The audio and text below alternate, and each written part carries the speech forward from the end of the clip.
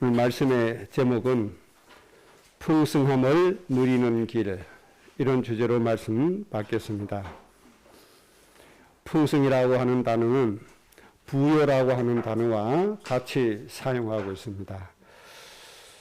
세상의 모든 부모는 자녀들이 가난하거나 또 고통스럽게 사는 것을 원하지 않습니다. 그래서 부모님들이 장소리처럼 하시는 말씀 있죠. 제일 많이 하시는 말씀이 뭡니까? 야야, 공부 좀 열심히 해라. 자나깨나 공부 열심히 해라. 그렇게 말씀하시죠. 왜냐하면 세상의 도구가 공부이기 때문에 그렇습니다. 세상의 모든 사람들이 상위 1%, 10% 안에 들어가는 게 아니잖아요. 열심히 실력을 닦고 기능을 익히고 경쟁에서 이기는 사람이 세상에 좋은 자리, 높은 자리 그렇게 올라갈 수 있기 때문에 우리 어른들이 시간만 나면 얘야 열심히 공부해라 그렇게 말씀을 하시는 겁니다. 이유는 한 가지밖에 없어요. 고난받지 말고 행복하게 살기를 원하는 마음에서 그러는 겁니다. 우리 자녀에게 고통 주고 힘들게 하려고 그런 게 아니잖아요. 지금 조금만 열심히 해서 공부 잘해서 남보다 앞서가면 세상에 틀림없이 좋은 자리 들어가게 돼 있거든요. 이거는 절대 진리잖아요. 원리이고. 그래서 좀 놀고 싶어도 참고 공부 좀 해라. 또 숙제도 좀 하고 예습도 하고 복습도 좀 하고 준비를 잘해라. 그렇게 말씀하시는 겁니다. 이것은 잔소리가 아니고 뭐죠? 인생의 보약과 같은 거잖아요. 이보다 귀한 게 없거든요. 이유는 하나입니다. 고난받지 말아라. 어렵게 살지 말아라. 힘들게 살지 말아라. 그 뜻입니다. 그 마음이 아주 담겨 있는 겁니다. 우리 후대들이 이런 부모의 마음을 좀 10분의 1이라도 좀 이해를 해줬으면 좋겠어요. 지금 당장 잔소리하는 거 듣기 싫고 좀 서운하게 생각하잖아요. 그래서 뭐라 그래 어른들이 야야 철 좀 들으라 그러잖아요. 철이 들면 생각을 합니다. 우리 부모님이 왜 저런 말씀을 하시지 생각을 합니다. 생각하다 보면 답이 나와지잖아요. 아, 그래서 이렇게 말씀하셨구나. 우리나라가 못 살 때가 많았잖아요. 60년대 70년대 생각해 보세요. 90%의 백성들은 헐벗고 못 먹고 살았는데 10% 사람들은 떵떵거리고 살았다니까요. 속된 말로. 나라의 모든 거 다 차지하고 살았다니까요. 그럼 그런 사람들은 어려움이라는 게 없어요. 배고픔이라는 게 없어요. 그런데 90%의 일반 국민들은 정말 굶주리고 살았잖아요.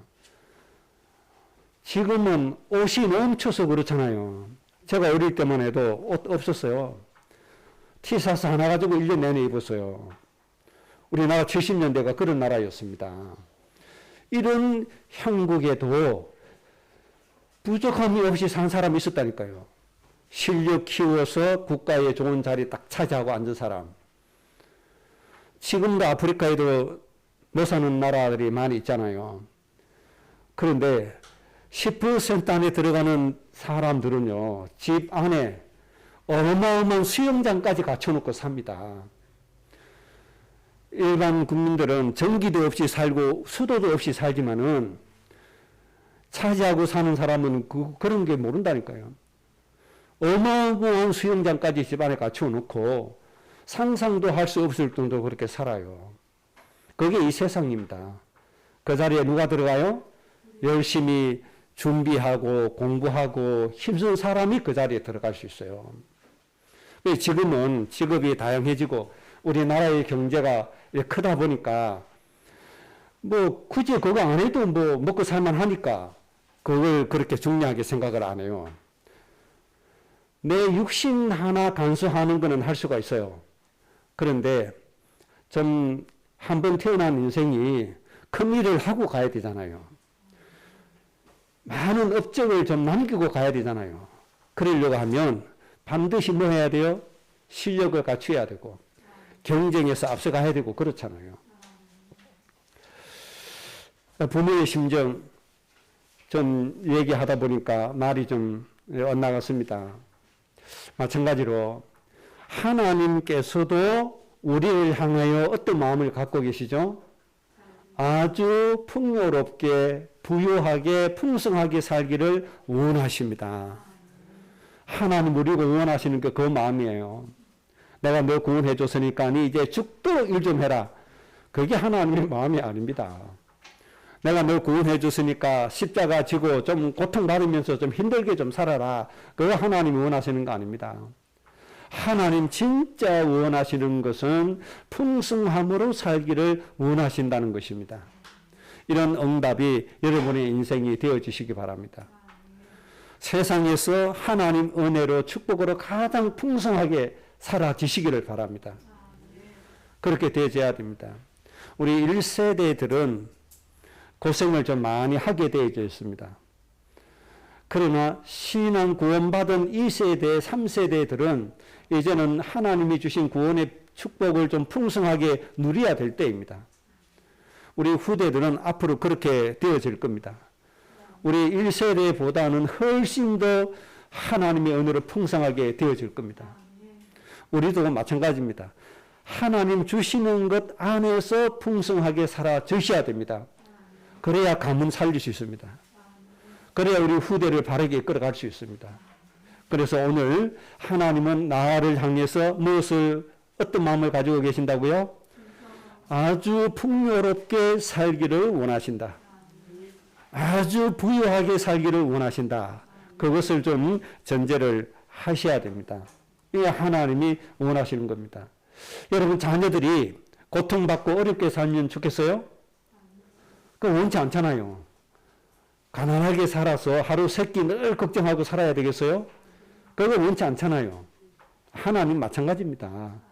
하나님 자녀답게 아주 세상에서 가장 행복하고 평안하고 모든 사람이 바라볼 때 부러울 정도로 하나님의 은혜로 풍요로워야 됩니다. 이런 소원을 가슴에 좀 안고 오늘 큰 은혜 좀 받으시기 바랍니다. 첫째, 우리가 꼭 해야 될 것이 있습니다. 우리의 풍요로운 인생을 위해서 첫째, 예수님이 누구신가? 이것을 정리를 좀 하고 가야 됩니다. 내가 풍요로워지기 위해서는 예수님이란 분이 도대체 누구냐? 예수님 모르고는 풍요롭게 살 수가 없단 말이죠. 그래서 예수님은 도대체 누구신가? 첫째는 예수님은 하나님의 본체이시다. 하나님 자신입니다. 예수님이. 그래서 빌립보서 2장 6절에 이렇게 말씀했습니다. 그는 근본 하나님의 본체시나 하나님과 동등됨을 취할 것으로 여기지 아니하시고 종으로 이 땅에 오셨죠. 왜요? 우리를 구원하시기 위해서. 근데 원래는 누구죠? 하나님의 본체이시다. 그렇게 말씀했습니다. 히브리서 1장 3절에도 같은 내용의 말씀이 있습니다. 이는 하나님의 영광의 광채시요 그 본체의 형상이시다. 그의 능력의 말씀으로 만물을 붙드시고 죄를 정결하게 하는 일을 하셨고 높은 곳에 계신 지극히 크신 이의 우편에 앉아 계셨다. 하나님의 본체이신데 죄를 어떻게 해요? 정결하게 하신 분이시다. 누가요? 예수님이 이런 분이십니다. 그리고 말씀의 능력으로 우주 만물을 어떻게 하고 계신다? 붙들고 운영하고 계신다. 이분이 바로 예수님이십니다. 그리고 요한복음 1장 1절에 태초에 말씀이 계시니라. 예수님이 누구죠? 태초에 말씀으로 천지를 창조하신 분이셨다. 그렇게 말씀하셨습니다. 그리고 요한복음 1장 14절에 말씀이 육신이 되어 우리 가운데 거하심에 우리가 그의 영광을 보니 아버지의 독생자의 영광이요 은혜와 진리가 충만하더라. 그렇게 말씀하셨습니다. 말씀인데 사람의 육신으로 이 땅에 오셨다. 그 이유는 여러분 다 잘 알고 계시죠. 이렇게 예수님이 누구신가 하니까 하나님 본체신데 말씀으로 천지를 창조하신 분이시다. 우리를 구원하기 위해서 이 말씀이 사람의 육신이 되어 이 땅에 태어났다. 어디에서요? 저 베들레헴 마구간에 가장 낮고 천한 곳으로 태어나셨다. 그렇게 말씀하셨습니다. 그 다음에 예수님은 누구시냐? 두 번째, 예수님을 정리는 이렇게 할 수 있습니다. 예수님은 이 세상에 메시아로 오셨다. 그렇게 정리하셔야 됩니다. 섬김을 받으려고 오신 것이 아니고 모든 사람, 온 인류를 구원하시기 위해서 구세주, 메시아로 오셨다. 구원을 이루기 위해서 오신 분이시죠. 그래서 요한복음 14장 6절에 내가 곧 길이요 진리요 생명이니 나로 말미암지 않고는 아버지께로 올 자가 없느니라. 그렇게 말씀했습니다. 예수님은 메시아로 오셨는데 예수님을 통해서 우리가 하나님 만날 수 있고 예수님 통해서 올바른 길을 갈 수 있고 예수님 통해서 생명을 얻을 수 있다. 예수님을 통해서 인생의 바른 삶을 살아갈 수 있다는 거죠.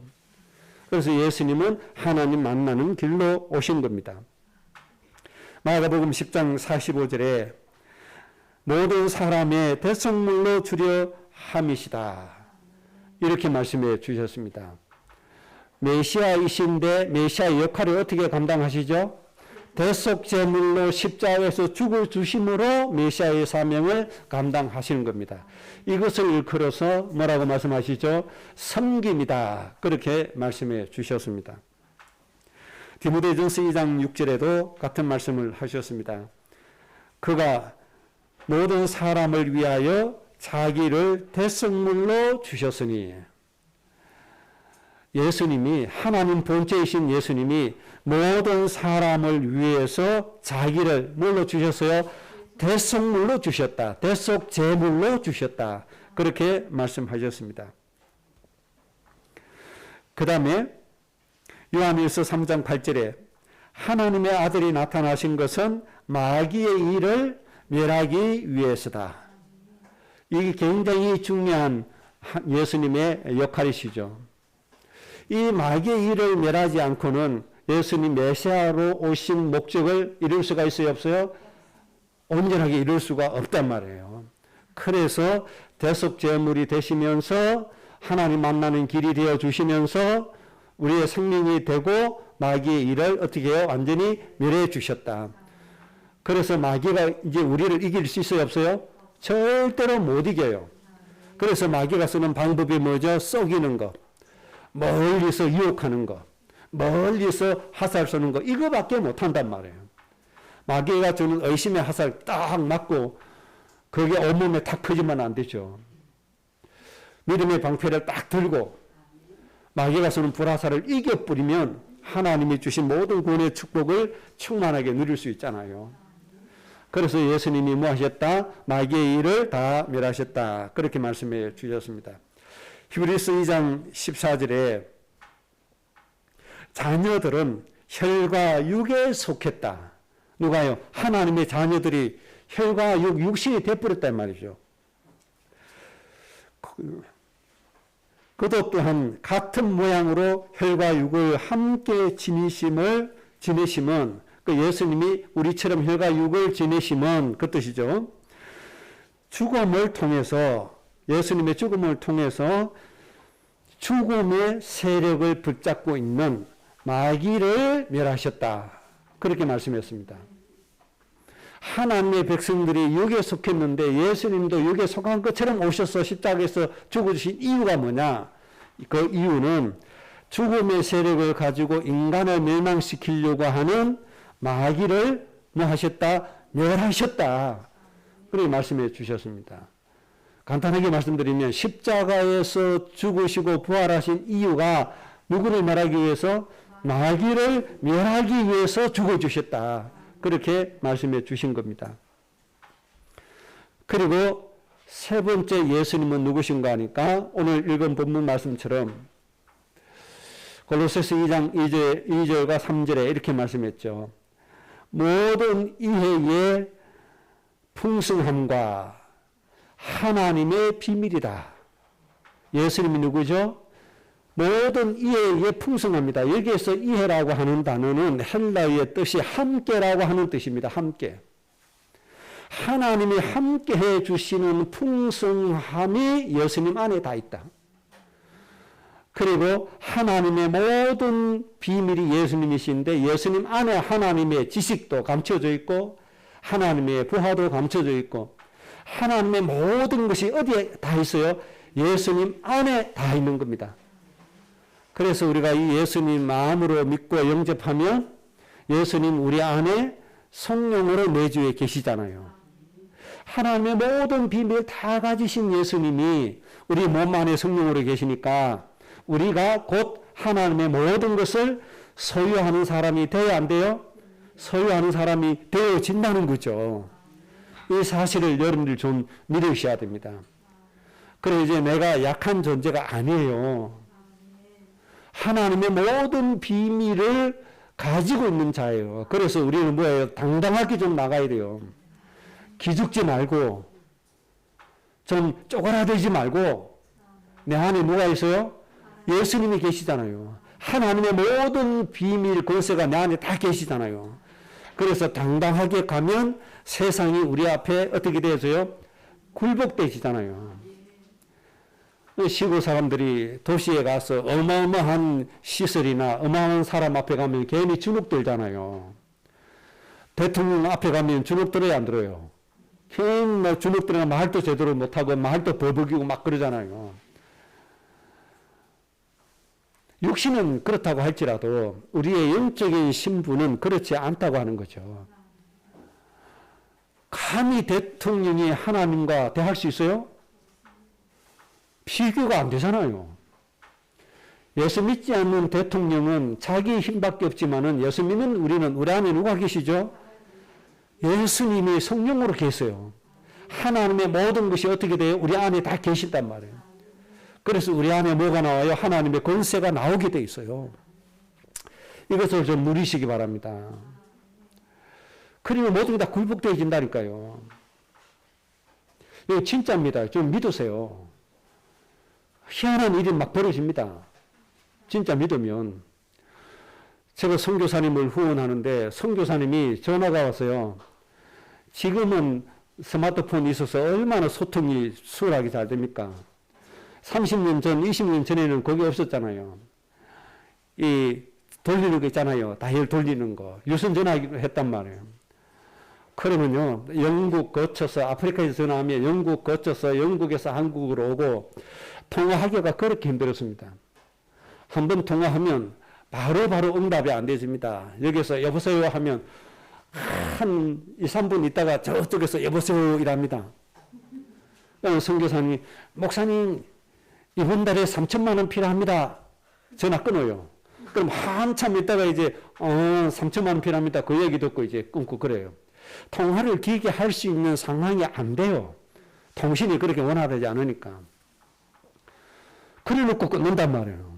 그럼 어떻게 해요? 선교사가 전쟁터에 나가 있는데 후방에서 군수물자를 지원해야 돼요? 안 해야 돼요? 지원해야 되잖아요. 그러면 아니 아무것도 없는 목사가 어떻게 당장 한 달 안에 3천만 원을 보냅니까? 보낼 수가 없잖아요. 그러니까 하나님 앞에 기도하는 거죠. 하나님, 선교 현장에 3천만 원 필요하다고 하는데 이거 어떡합니까? 참 이거 난감하기 그지없는데 제가 돈 없는 거 하나님 아시니까 일단은 보내라고 한 날까지 하나님 해 주실 텐데 하나님 하여튼 해결해 주옵소서. 이러고 다니는 거죠. 그러면 어디로 가게요? 돈 많은 사람 찾아갑니까? 부자 찾아갑니까? 큰 교회 찾아가요? 아니에요. 한 번도 안 찾아갔어요. 통장 들고 어디로 가죠? 은행에 가는 거예요. 은행에 가서 통장만 찍어보는 거예요. 입금이 됐나 안 됐나. 아니 아무도 알리지 않고 아무에게도 알리지 않고 통장에 입금되기를 기다린다는 게 사람들이 뭐라고 그래요? 저 바보다 그럴 거 아닙니까?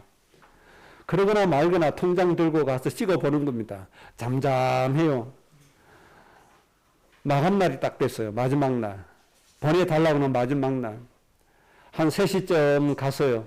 딱 찍어보니까 지지직 하는 거예요. 뭐가 됐다는 얘기죠? 입금이 됐다는 얘기잖아요. 야, 하나님이 역사하셨구나. 3천만 원 찾아가지고 그 자리에서 바로 송금을 했습니다. 그런데 그 이튿날에 은행에서 전화가 왔습니다. 직원의 실수로 잘못 입금했습니다. 이거 어떻게 합니까? 좀 와서 상담을 좀 하셔야 됩니다. 그래. 그거 알았다고.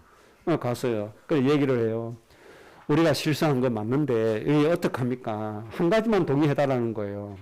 이거를 변제해야 되는데 목사님이 동의해 주시면 입금되는 대로 우리가 좀 정리해도 되겠습니까? 그래요. 그거 당연하지. 당신들도 알다시피 이거는 아프리카 선교 현장에 가는 돈이었다. 이는 국내 섭외하는 게 아니고 당신들이 아니까 입금되는 대로 그러면 가져가라. 그렇게 했어요. 어떻게 될게요? 그 다음부터는 저는 신경 안 씁니다. 3천만 원 가져갔는지 안 가져갔는지 몰라요. 그러면 그 다음 달에는 선교비 한 달에 300만 원, 400만 원 꼬박꼬박 보내야 되는데 어떻게 됩니까? 어떻게 됐겠어요? 은행에서 3천만 원 빼가는 것 때문에 통장이 잔고가 없어서 못 보냈겠습니까? 그런 적이 한 번도 없어요. 그 다음에 또 선교 현장에 필요한 만큼 다 갑니다. 다 가졌습니다. 내 안에 계신 하나님이 이런 건설을 가지고 역사하시는 겁니다. 한 가지만 더 말씀드릴게요. 어느 날 제 앞으로 세무서에서 통지서가 왔어요. 양도소득세 2,800만 원을 납부하시기 바랍니다. 그 통지서가 왔어요. 이거는 세무서 직원이 실수를 했구나. 나는 집 가진 적도 없는데 내가 무슨 옛날에 가졌던 거, 교회 재산 가졌던 거 교회 이름으로 다시 이전 등기를 했는데 이 무슨 그것도 6년이나 있다가 이전 등기했는데 잘못했구나. 그리고 찢어 버려버렸어요. 그 뒤에 또 독촉장이 날아왔는데 이 가산세라고 그러나요? 이거 덧붙여서 나온 거예요. 그때서야 이게 뭐지? 세무서에 가서 물어봤어요.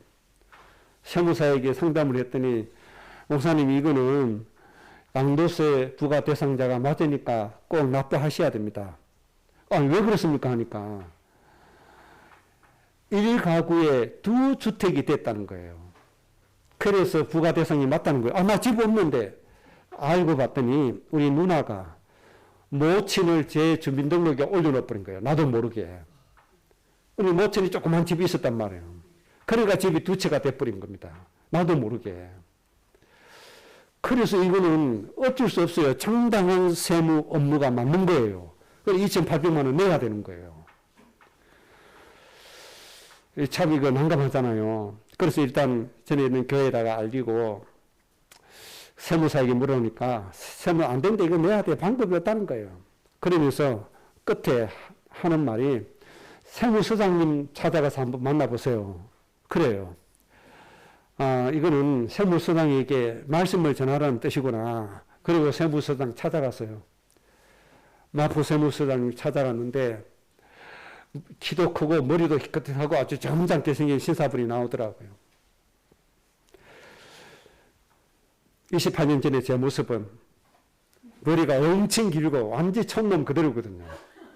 그래서 세무서장님이 이렇게 보시더니 기가 찬지 참 어이없다는 뜻으로 이렇게 영화 왔으니까 앉으시라고. 그래 앉았어요. 그 비서가 티에게 목사님 뵈러 오셨습니다 하니까 좀 인자하고 멋있고 뭐 이런 생각을 했는데 뭐 깨재재한 목사가 이렇게 있으니까 참 기가 막힌 거죠. 네, 말씀드렸습니다. 서장님 행복하십니까? 그랬더니 아주 기분 나쁜 표정을 싹 지더라고요. 이게 뭐 깨재재한 게 자기 보고 행복하냐고 물으니까 이게 기가 차잖아요. 인상을 팍 쓰고 계시더라고요. 너무 당황스러워서 인간이 불행한 이유, 창세기 3장 문제 가지고 쭉 얘기했어요. 흑암에 눌려서 인간이 그렇게 고통스럽게 살아갈 수밖에 없다. 이 문제 해결하신 분이 하나님이신데 하나님이 인간의 모습으로 오셨는데 예수님이시다. 이분이 십자가에서 죽으심으로 그리스도가 되셨다. 하나님 만나는 길 되어주시고 마귀의 일을 멸해주시고 우리의 제 문제 다 해결해 주셨다. 이 예수님 영접하면 하나님 자녀 돼서 모든 문제 다 해결받는다. 행복해질 수밖에 없다. 그때는요, 제가 어떤 마음을 가지고 있죠. 내가 운목사라는 사람의 신분으로 하는 게 아니다. 내가 지금 이 시간에 하나님의 말씀을 내가 이 세무서장에게 말하고 있다. 이런 자신감이 확 들더라고요. 이 마음 가지고 참 얘기했는데 이 세무서장님이 하시는 말씀이 김장한 목사님 아십니까? 그렇게 물으신단 말이에요. 그 김장한 목사님은 극동방송국 사장 하시는 그 수원중앙침례교회 목사님이시잖아요.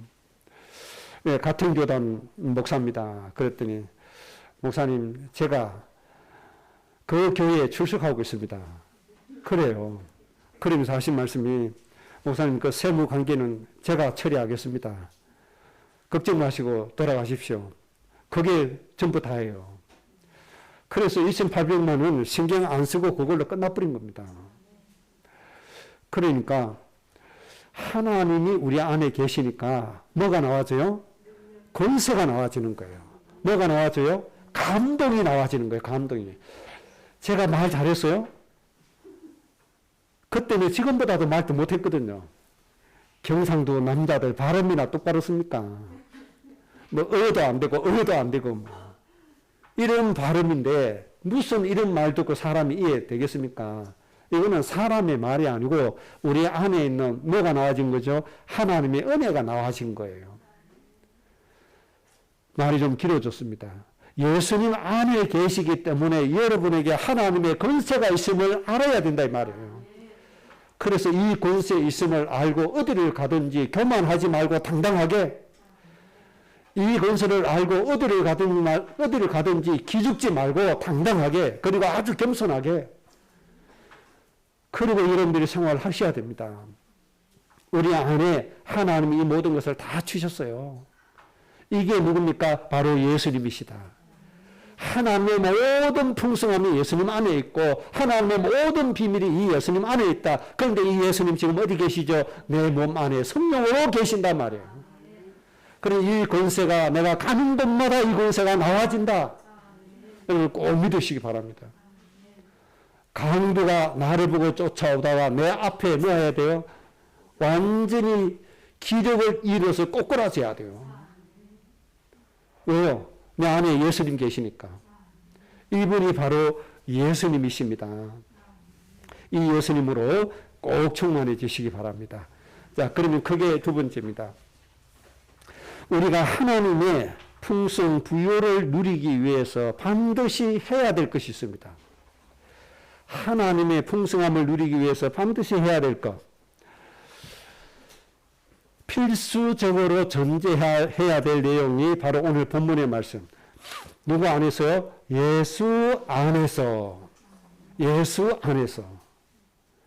예수 안에서 세 가지를 해라. 그렇게 말씀해 주셨습니다. 예수 안에서 첫 번째는 행해라. 예수 안에서 두 번째는 뿌리를 박아라. 예수 안에서 세 번째는 세움을 입어라. 이 세 가지를 잘 해야만 하나님의 풍성함이 누구 것이 되죠? 내 것이 되어지는 거예요. 이게 아주 중요한 겁니다. 그러면 예수 안에서 첫 번째 뭐 하라고요? 행해라. 골로새서 2장 6절의 말씀. 이 행하라고 하신 헬라어는 페리파테오라고 하는 단어입니다. 페리파테오라고 하는 단어인데 무슨 뜻인가 하니까 걷다, 삶을 규정하다 이런 뜻입니다. 그러니까 예수님 안에서 행해라 이 말은 예수님과 같이 걸어가라 이런 뜻입니다. 네 혼자 걷지 말고 누구와 걸어라. 예수님과 함께 걸어가라. 이런 뜻입니다. 동행이라고 하는 거죠. 동행하라는 거죠. 문제만 생기면 예수님이 쏙 빼버리고 모든 염려, 근심, 걱정이 내가 딱 붙잡고 있잖아요. 이것을 좀 고쳐야 됩니다. 기쁜 일이 있어도 예수님이 쏙 빼버리고 기쁜 거 나 혼자 가지고 딱 가잖아요. 이것만 고치면 돼요. 항상 어디를 가든지 무엇을 하든지 누구와 함께 걸어라. 예수님과 함께 걷는 인생을 살아라. 이게 중요한 거죠. 그러니까 예수님하고 우리는 뗄래야 뗄 수가 없는 관계임으로 만들어 가야 돼요. 그런데 하나님 우리 떠나십니까? 절대 안 떠났어요. 예수님 우리 떠나십니까? 절대로 안 떠났어요. 누가 떠나죠? 내가 떠나는 거예요. 내가. 예수님을 누가 밀쳐내죠? 내가 밀쳐내요. 이런 잘못된 생활 습관들만 조금만 고쳐버리면 돼요. 예수님 붙잡지 않은 요 잘못된 거 이것만 딱 고쳐버리면 돼요. 그래서 어떻게 해요? 예수님 손하고 내 손을 완전히 꽁꽁 묶어놓은 것처럼 같이 걸어가는 그런 매일의 생활을 꼭 만들어 가져야 됩니다. 이게 예수님 안에서 행하는 겁니다. 누구와 함께 걸어라? 예수님과 함께 걸어가야 돼요. 슬퍼도 예수님과 함께, 기뻐도 예수님과 함께, 문제가 생겨도 예수님과 함께. 어디를 가든지 예수님과 함께. 24시간 예수님과 함께. 이게 예수님 안에서 행하라는 겁니다. 이렇게 되어지면 하나님의 모든 풍성함을 누립니까? 안 누립니까? 누릴 수밖에 없어요. 가만히 있어도 자동으로 다 누려져요. 요거 깨닫게 해주시려고 탕자의 비유 예수님의 이야기를 이렇게 만들어서 말씀해 주셨잖아요. 아버지 집 떠나면 어떻게 돼요? 뭐 거지 되는 거죠. 그러니까 떠나지 마라. 아버지 안에 품 안에 있어라. 예수님과 함께 걸으라. 그 뜻이잖아요. 그리고 두 번째 의미는 예수님과 함께 사는 삶을 규정해라. 규정해야 됩니다. 어떻게 하면 예수님과 함께 살아갈까 규정하세요. 나름대로 규칙을 만들어야 되고 나름대로 방법을 터득해야 됩니다. 예수님과 함께 걸어갈 수 있는 내 나름대로의 비밀 반드시 만들어 가야 돼요. 여러 가지 할 수 있겠죠. 노래 잘하는 사람, 노래 좋아하는 사람은 찬송으로 늘 예수님 묵상하고 할 수 있겠죠. 독서 좋아하는 사람은 늘 예수님에 관한 성경 말씀을 읽음으로 할 수도 있겠죠. 말하기를 좋아하는 사람은 기도를 할 수 있겠죠. 적성에 맞게 나름대로 예수님과 함께 할 수 있는 규칙을 만들어 가야 됩니다. 꼭 만들어 놓으셔야 됩니다. 아이고, 누구는 이렇게 하니까 나도 그렇게 해야지. 그거 따라 하지 마세요. 그거 아닙니다.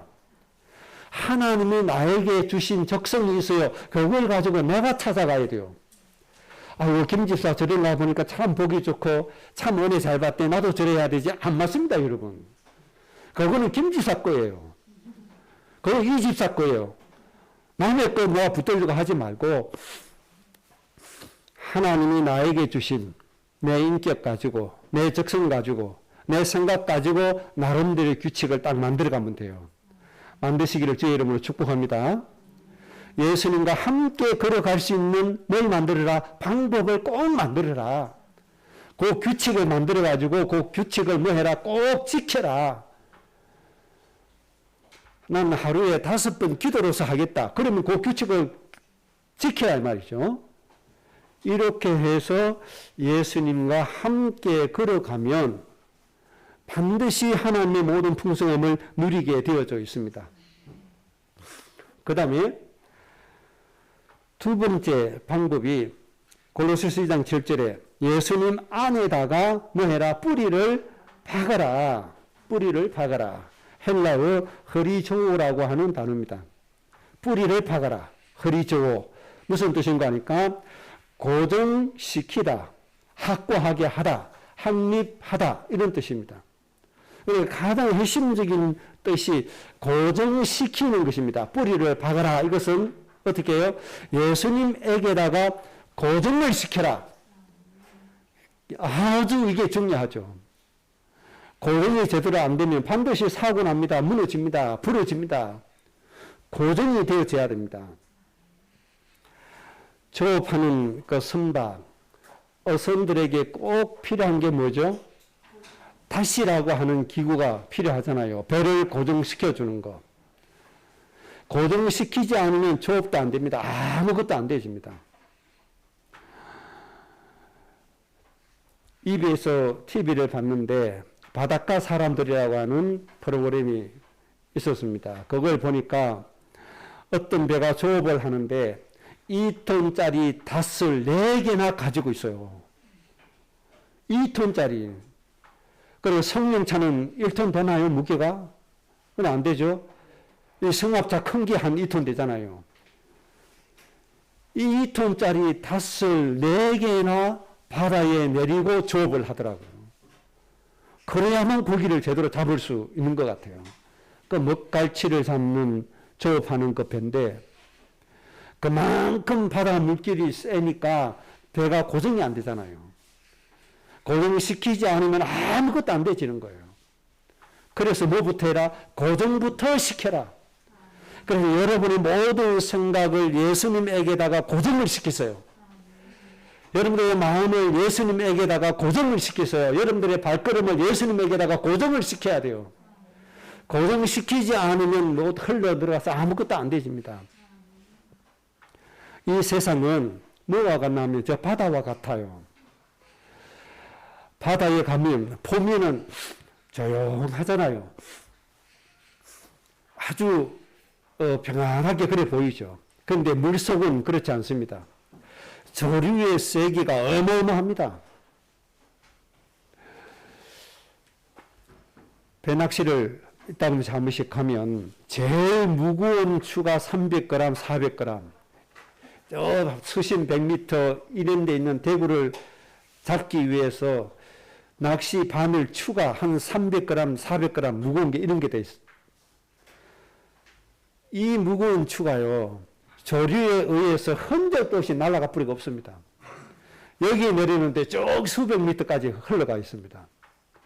바다 표면은 조용한데 물 흐름이 하나도 없는데 이면은 바다 속은 그렇게 조류와 소용돌이가 셉니다. 어마어마하게 흘러가죠. 1kg짜리 추를 놔도 1kg짜리 추도 휩쓸려가 버립니다. 그만큼 바다 물속은 조류가 셀 때는요 어마어마합니다. 여기에 휩쓸리면 살 도리가 없잖아요. 세월호가 침몰한 그 해역은 이런 조류가 세기로 유명한 곳이잖아요. 여기에 휘둘리니까 살아남을 수가 없는 거죠. 이 세상이 바로 이런 바다 속과 같아 말입니다. 지금 이 세상이 평안하고 행복하고 살기 좋은 것처럼 보이죠.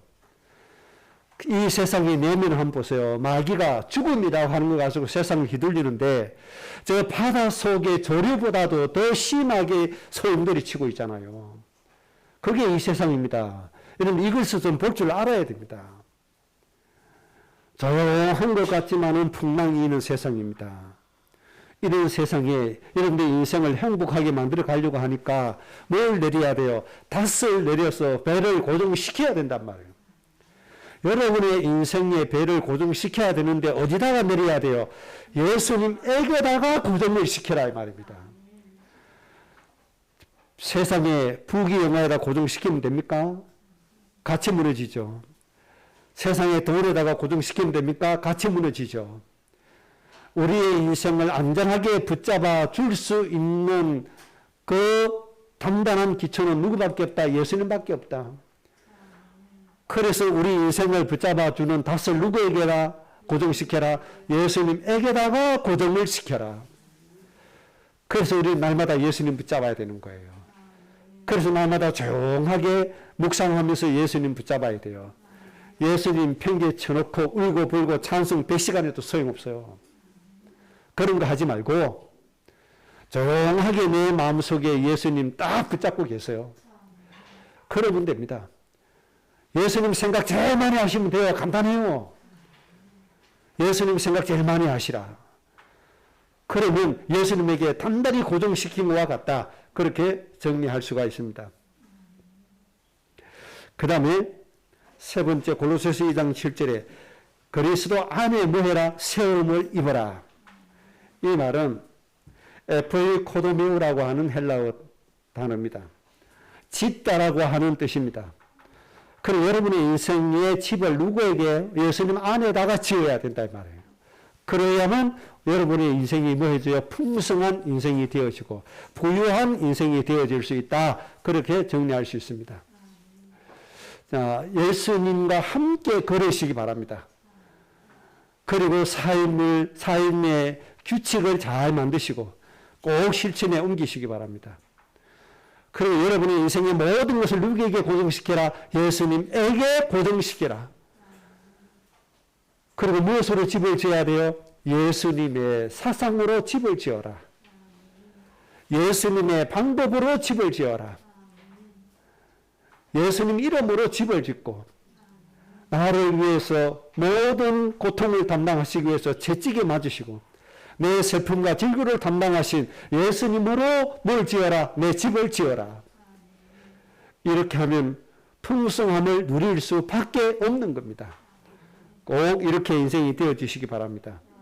마지막으로 이렇게 하면 우리 인생에게 오는 결과가 세 가지가 있습니다.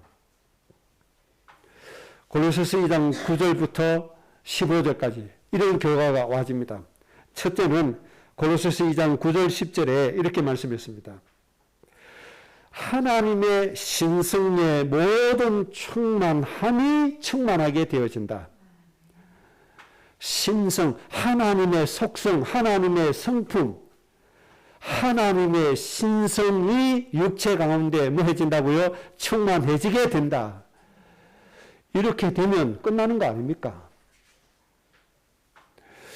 우리가 아플 때 약을 조금 먹어도 낫고 주사를 한 번 맞아도 낫잖아요. 그런데 하나님의 신성이 우리 육체 가운데 충만해진다는 거예요. 이게 어마어마하잖아요. 코로나 백신 맞으라고 정부에서 권장을 하고 또 하죠. 정상적으로 백신 맞으면 코로나 이게 안 이겨요? 이기게 돼 있다 이 말이에요. 이것처럼 우리 몸 안에 무엇이 들어오느냐가 중요한 거예요. 그러나 백신 맞았는데 문제가 생긴 것은 정상적인 것이 들어오지 않았던 얘기거든요. 정상적인 것이 들어오면 모든 병 다 이깁니다. 코로나 다 이길 수 있습니다. 이길 수 있는 항체가 형성되십니다. 그것까지 가정이 내 몸이 감당할 수 있느냐 없느냐 이게 문제지. 내 몸이 감당만 할 수 있으면 다 떼지잖아요. 이 백신하고 하나님의 신성하고 비교가 되십니까 여러분? 하나님의 신성이 내 육체 가운데 뭐해진다? 충만해진다. 여러분도 놀라지도 않네요. 여러분 이거 기절할 일입니다 이게. 보잘것없는 내 육체에 하나님의 신성이 뭐해진다? 충만해진다 이 말이에요. 말씀 한마디로 천지를 창조하신 하나님의 그 권세가 내 몸에 충만해진다 생각해 보세요. 여러분 가슴이 뛰지 않습니까? 가슴이 뛰잖아요. 온 인류의 영혼을 사랑하시는 그 하나님의 성품이 내 몸 가운데 충만해진다 이 말이에요. 얼마나 이게 놀라운 일입니까? 이런 하나님의 신성이 내 육체 가운데 뭐해진다? 충만해진다. 그것도 하나님의 신성이 조금이 아니고 하나님의 신성이 그 충만한 그 신성이 내 육체 가운데 어떻게 되어진다? 충만해진다 이 말입니다. 이런 축복이 우리 인생에게 임하게 되는데 우리가 왜 불행하게 살아야 됩니까? 왜 힘들게 살아야 되고 왜 고통 가운데 헤매야 되고 왜 질병 때문에 염려해야 됩니까? 여러분 하나님의 신성으로 모든 부분에서 승리하시기 바랍니다. 모든 연약과 질병에서 해방되시기 바랍니다. 모든 흑암을 완전히 꺾으시기 바랍니다. 모든 무지에서 여러분들이 뛰어나시기 바랍니다. 나는 비록 공부를 못해서 무식하지만 하나님의 최고의 지식이 내 안에 들어오니 내 하는 말마다 사람을 변화시키고 사람에게 답을 주고 모든 사람들에게 희망을 주는 최고의 수준의 지식이 나와진다 이 말입니다. 이런 은혜를 하나님 우리에게 주셨다. 그게 하나님의 신성이 내 육체 가운데 충만해졌다 이 말입니다. 이런 은혜로 살아주시기 바랍니다. 그 다음에 두 번째 오는 결과입니다. 이렇게 하나님의 신성이 충만해지니까 어떤 결과가 오는 거니까 예수님처럼 세상의 모든 통치자들과 권세들 머리 위에 서게 될 것이다. 이런 결과가 와집니다. 앞으로 우리 후대들에게 기대할 만한 응답들이죠. 반드시 우리 후대에게 이 응답이 와질 겁니다. 그래서 세 번째 결과가 와집니다. 2장 15절에 통치자 권세자들을 하나님이 무력화시켜버린다. 그래서 그들을 부끄럽게 만드신다. 누가 앞에요?